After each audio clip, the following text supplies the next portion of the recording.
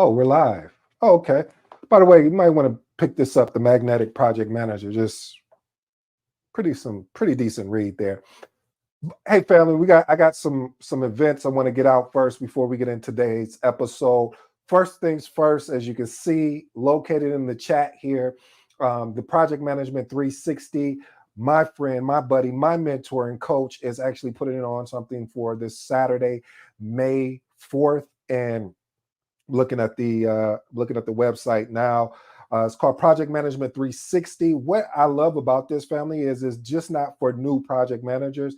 It's also for seasoned project managers, intermediate project managers. Basically, if you're interested in project management or you're already in project management, you need to be here. And the thing about it is like people always wait to the last minute to take advantage. He really had a real sweet deal. It was at one moment I think he was only charging $10. I was like, I mean, this is probably worth a couple $1,000 worth of stuff. Now it's $49.99, still ridiculously cheap. I mean, inexpensive. I shouldn't say cheap, inexpensive. And you definitely want to jump in here and take advantage of it. I put the link, like I said, in chat. And again, it's really around project management principles, strategies for ACE and PMP exam, insider tips for effective leadership. Yours truly will be speaking there. So come support your boy. I mean, $50. I mean, that's what. Come on, just show me some love. So anyway, check that out. Hope you guys go check that piece out. And with no further ado, we will jump in today's content here, and hopefully we could learn something today that excites everyone about um I don't know, leadership. I'm on this big leadership kick, if you guys can't tell, family. So all right, let's get into it.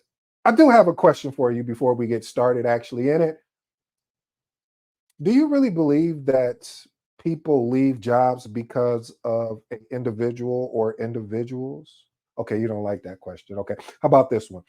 Do you believe or do you think that poor leadership or poor management is the driver for the reason why people do not decide to leave that organization or the project? Okay, you don't like that one. Okay, this is my last shot at it. Do you believe that people really leave managers, not actual jobs? Well, if you fall into that third category, we're going to unpack that today. What's going to be so unique about today? This is going to be a two-part episode. So the first part is we're going to use is going to be the project management edition, and then the second part is going to be more of an overall leadership type approach. Still the same concept, still the same approach. Oh, and I'm forgetting. Excuse me, I'm forgetting my manners. If you're new to the channel or you're new to this episode, I go by the name of ED. For all you smart and intelligent folks out there, listen, that just simply means, Ed, I have an 8-point framework. In these 8 points, my goal, my job, my mission is to unpack today's episode, what is entitled, Do People Leave Managers and Not Jobs? Again, people leave managers, not jobs. Family, when I first started hearing that particular that people leave managers and not jobs, I was all on board of it because very early in my career I had some experiences where I really believed that managers or leaders are the ones that disrupted it in a way where it just wasn't healthy to stay there anymore. But then I got to thinking, as you continue to progress through your career and you start doing, reading, like I read a lot of books on leadership and management.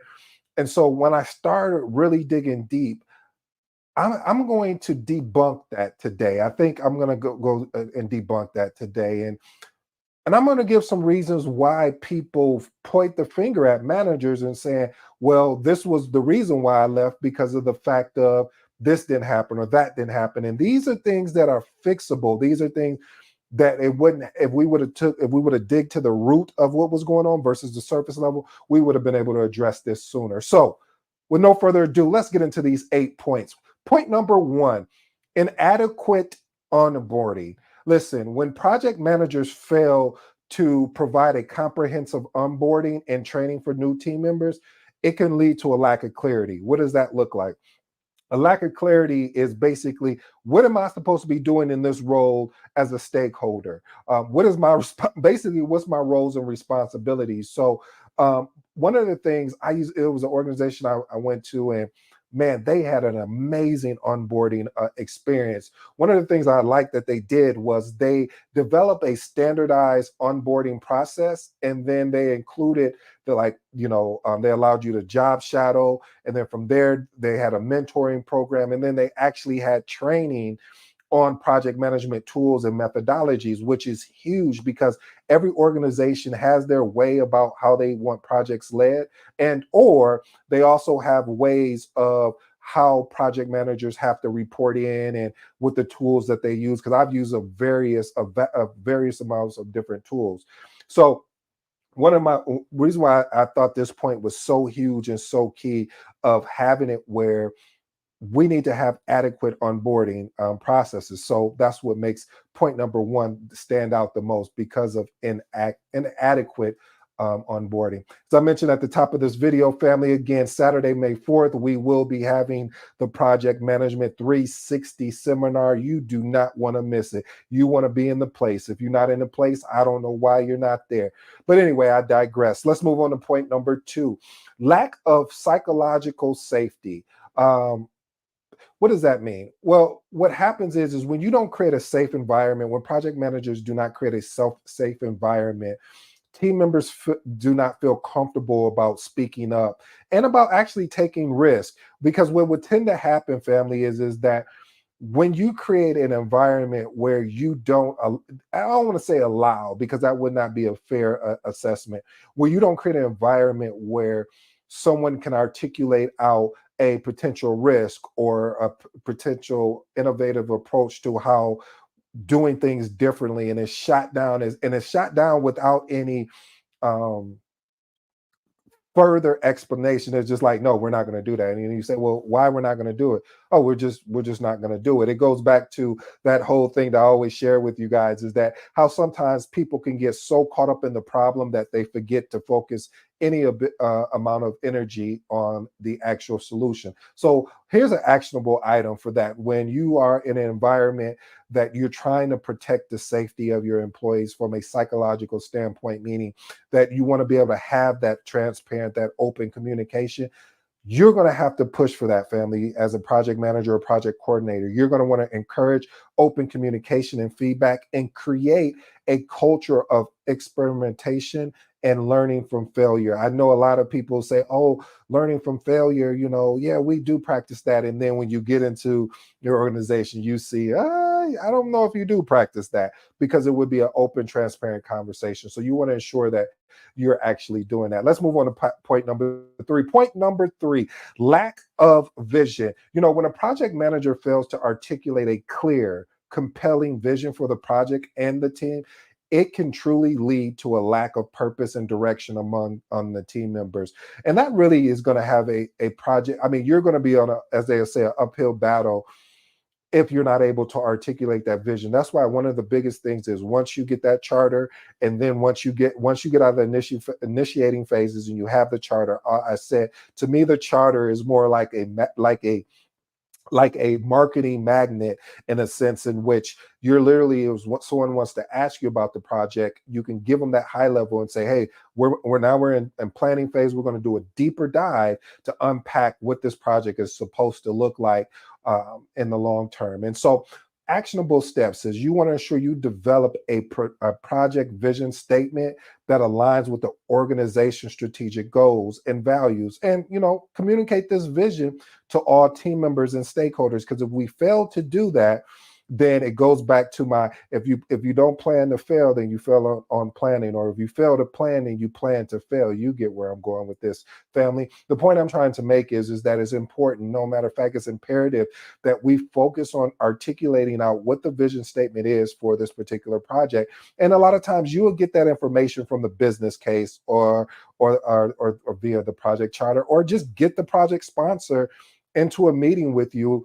and take down notes. You see, my eyes got big. I was like, oh, but take down notes. And as you ask him the question or her the question, but you want to prep them and say, hey, this meeting that we're about to have in the next day or the next week or whatever, I want you to be able to come and articulate the vision of what this project is. What does it mean to the people that are actually the stakeholders, or the project team?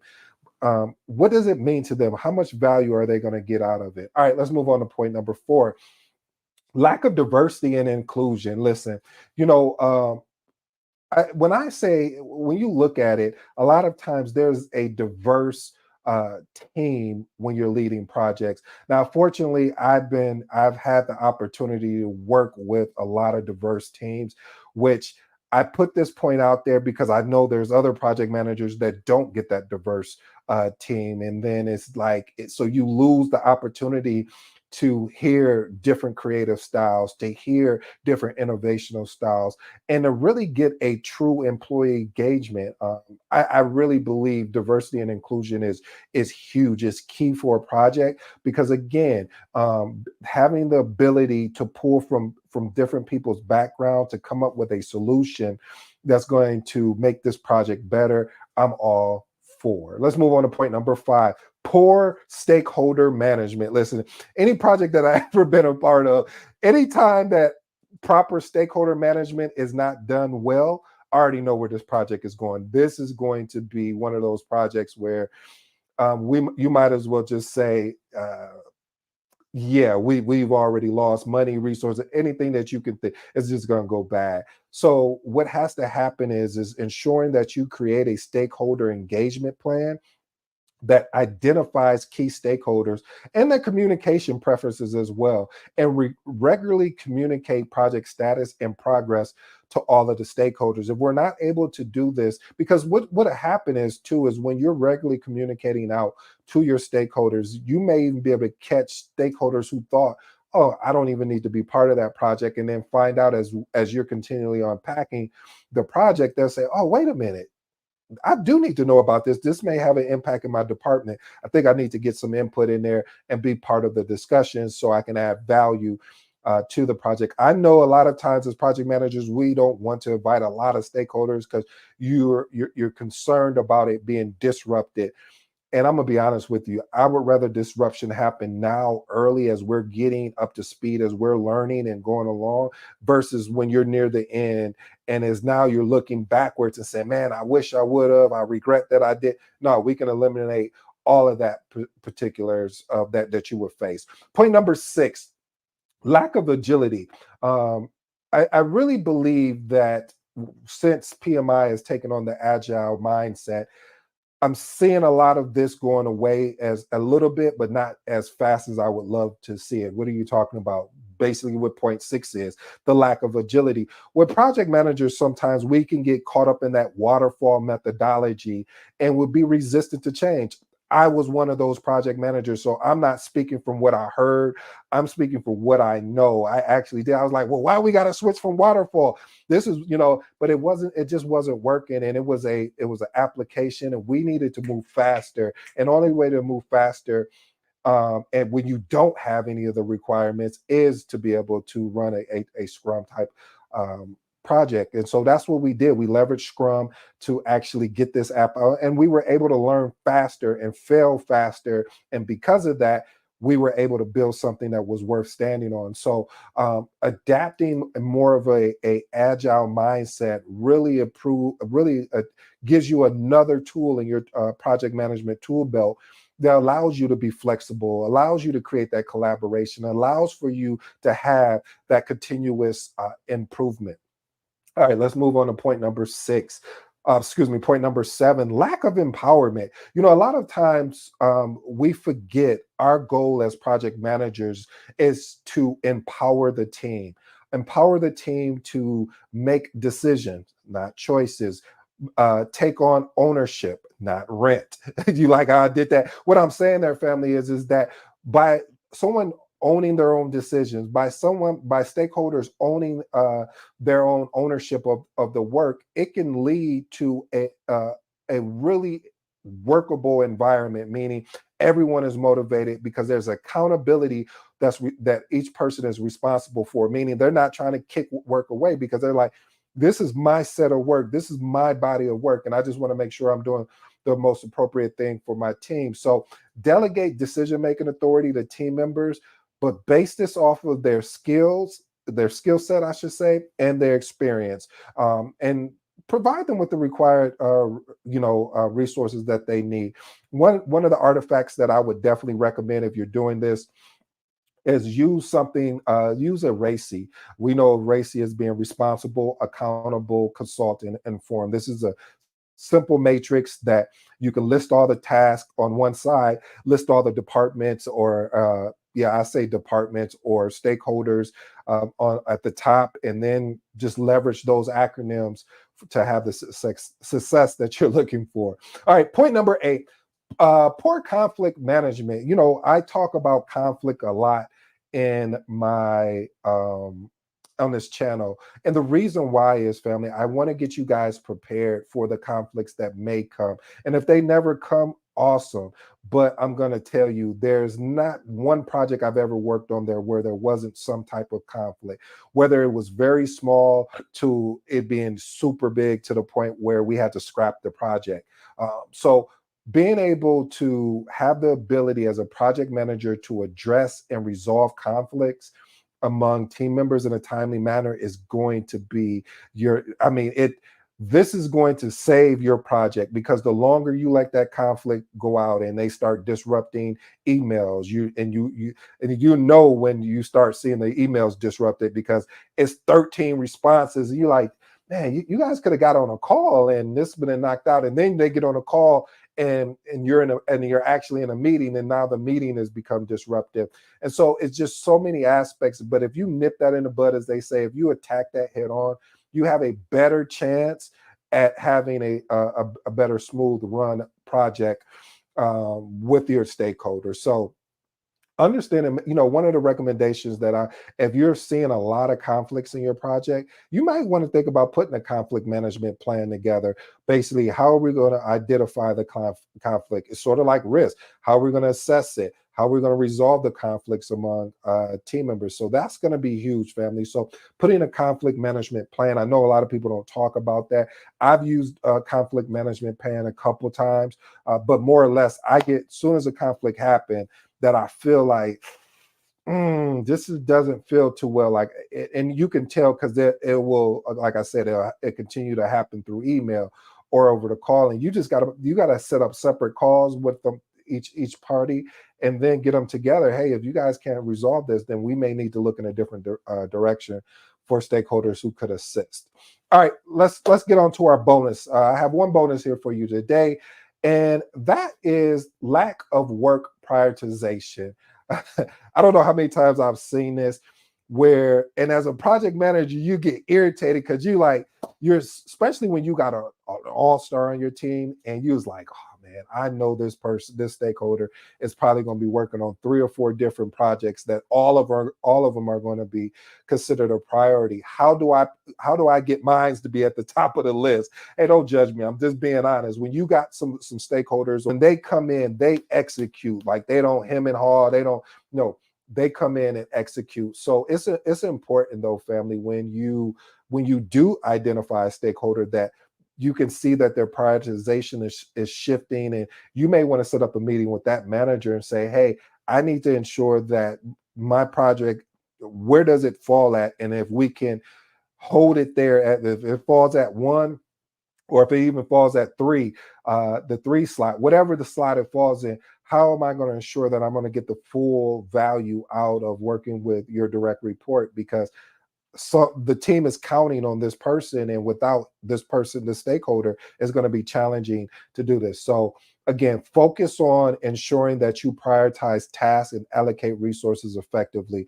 A lot of times you'll have a lot of resource constraints in projects, and how do you battle that is ensuring that you create a focus and you ensure that there's really good productivity among the team members. And you may have to cross train someone else to help support the project. I've done that. I've even had to step in. And again, don't mind doing that. But the point of it is that I believe the SME, a subject matter expert, probably would have loved to have done that body of work, but they're getting pulled in different directions. So you want to get in front of that to understand the different direction they're getting pulled, so your project can maintain and sustain as being a high priority, wherever that falls in at. Here's my three closing remarks, family. Point number one, lack of psychological safety. As I stated before, having the ability, there's nothing like being in an environment where you can be very, very transparent. I'm not talking about transparent to hurt feelings. I'm not talking about transparent to be belittling. I'm talking transparent to help someone out, because you're seeing that they're going to a different direction, or maybe they communicated something that was inaccurate. Instead of blasting the email out to everybody, or blasting that resource out to everybody, you talk to them in a small meeting, or you have a very transparent conversation about, hey, listen, I know you want the date to be this date, but we may need to move some things around. So I love those type of environments, because again, each person understand you're not attacking me. It has nothing to do with me. You're attacking the work that I've put out, or the work that that person's put out. All right, point number two, inadequate onboarding. Again, I shared that before, is that, for a project manager, when someone comes on your team that's new, you want to assist them and start asking, hey, did you get properly onboarded? And if they say yes, then you go deeper. What was that like? What was the onboarding that you went through? Because you want to verify what they're saying, because if they didn't know, if they don't know where certain things is, you want to be able to help guide them in that area, or even set up a meeting with their manager or whoever. And I'm going to stop right there real quick, because I know a lot of times people feel some kind of way, project manager feels some kind of way, where you have a new resource and the new resource doesn't know where certain things is, and then you set up a meeting with the manager, and the manager kind of, it kind of makes that person feel some kind of way, like, well, why you didn't come to me?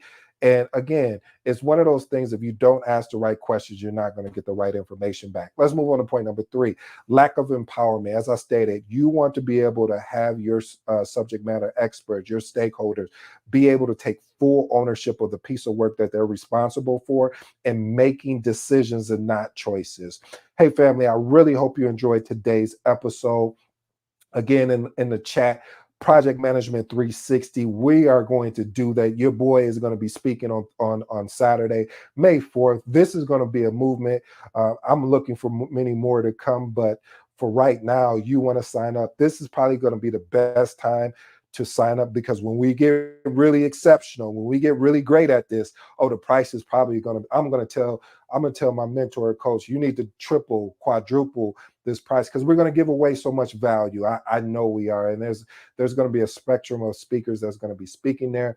So again, May 4th, check it out. The link will be in chat. The link will be wherever you can find it, wherever you're listening and watching from. I really enjoyed today's episode. This has been your boy ED. Until next time, I'm out.